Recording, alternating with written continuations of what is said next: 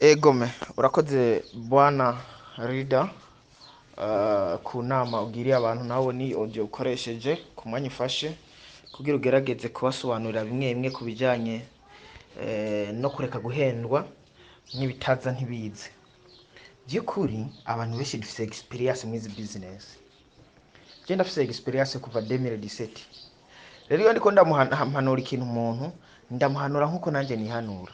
Guys, abantu twarajuragiritse ma business atandukanye, dukorera business zibiri zitatu zine zitanu zitandukanye, twikurako inshuti zitubona ko turi njyajya mu kubereka business uyu munsi ubemeza ko ari nziza, ejo wewe nyine akaba ari ugaruka uyiponda ukabereka ikindi ko ari nziza, hirya yejo ukaba ari ugaruka uponda ijya ukabereka ko iyo urimo ari nziza, gushika yaho tuba abantu aho mfatwa, ugasanga umuntu ntagira aho afatwa ntagira aho abarizwa.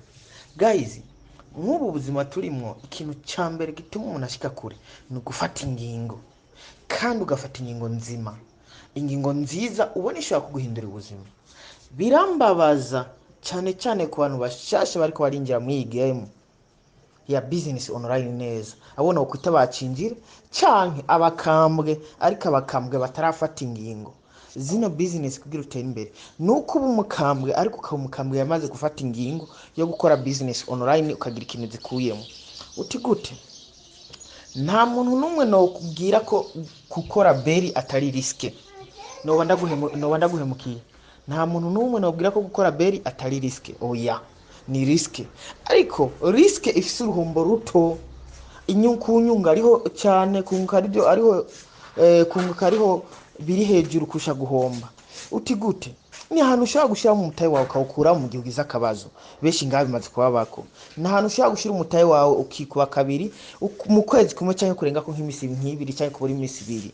Guys, hari business ruti. Aha, ugaca ubona umuntu akuzaniye ngo ufise akantu gashaje ngo gatanguye vuba, ngo vayo ngo beri igiye kugara. Guys, bateze imitego beri kuva mu kwezi kw'icenda abantu bose twakuye mu mitaye ngo turagiye. Jessica arambwira ngo Mr Possible agiye gukora iyindi business, ngo ariko ngo amaruhiro uzogaruka muri beri. Kandi by'ukuri guys, ko yabimwe niko byagenze. None sinagarutse, twaragiye tubanza tuja muri yo bita forosage dusanga na gahanga na kada kugira uronke inoti ewana bisaba gukora utari umukozi ngo uronke team nta borodema. Tuvamo tuja muri step up mina, abitwa ba Randri baravyibuka, abitwa ba Yosuwa baravyibuka. Guys, step up mina yankubise $1,600.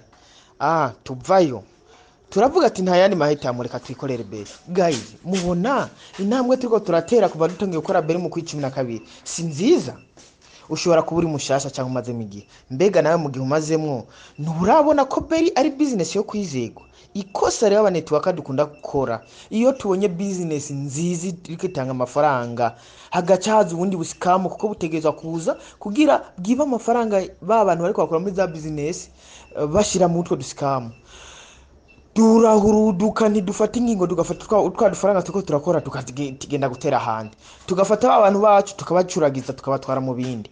Guys, ihi ntumbero, ihi hangiro uvuga uti iyi business ndayishaka mwiki, nzosubira gukora indi business ari ukiyugaye.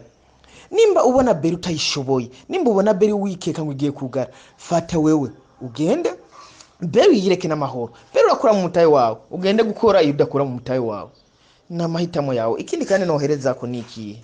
Guys, mu buzima bwose tubamo gufata risk nicyo tugejeje ngaha.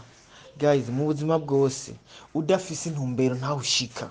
Je ikintu nobahanura ni iki cyanyu, ikintu nobahanura, reka dukore beri dutuje, kuko amakuru menshi meza ava muri beri birekara ko beri zoramba. Mu kw'icumi twayiteze imisi ngirugara cyagiye batanze promotion, mu kw'icumi nari migihe batanze promotion ya $100 abantu bayitega imisi.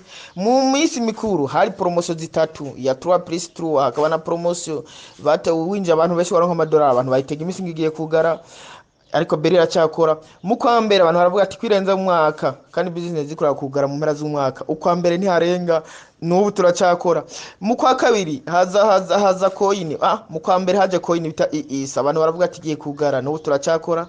Mu kwa kabiri baduhaye coin coin SPIC nayo abantu baravuga ati abantu mwese musize mu mitaye hari n'abavyanditse kuri stat ngo berikiye kugara n'uyu musi iracyakora n'ubu amakuru mfise tugiye kuronka coin nshasha mu kwezi kwa gatatu ahubwo mwe marategura imitaye twitwikire abakora compounding mukore compounding abakora abubaka team mu market team iyi andi makuru mfise guhera mu kwezi kwa gatanu kwa gatandatu hazo hari sinyare ya kabiri guys ufise komisiyo izoba fuade timu yawe nimba ari nini komisiyo izoba fuade umutaye nubwo azo ari munini inyungu izoba fuade guys ndababwiye dukore beri dutuje ikindi ntukibagire ko ari risk inyungu yawe baye fuade banze kure mu mutaye wawe ufatire risk ku nyungu ufatire risk kuki ku nyungu none gabasha iyo business goronka ukikora nka beri niyi je mbwira gira umuntu basaza mbwira ti Mr Boss ndafise business isumba beri hamunyereka ivyo byiza byayo baza guhenda abantu benshi batazi business online abandi nabo bayifitiye ishari kubera iki bananiye kubaka team cyangwa bananiye gukora compounding babandi rero bariko barabikora bakabagirira ishari ari naho benshi baza kubatesha intumbero guys dukore beri dutuje ibyiza biri imbere ndazi benshi muri twebwe baramaze gukora amafaranga yabo ndazi benshi muri twebwe inyuma y'ukwezi yameza bazamaze kugira ahantu hashimishije kora beri w'intumbero byose birashoboka ubwarimu cyangwa se ubuganga mu gihe cy'imyaka by'imyaka batazi ko mu 2020 imbuga nkoranyambaga zizabyara imirimo mishya yo gutangaza amakuru no kwamamaza ihemba neza kurusha abaganga n'abarimu n'abubatsi bafite ubumenyi bwuzuye imitwe bize mu 2020 by'imyaka. Ni iki mu by'ukuri dukwiye kwigisha abana bacu uyu munsi?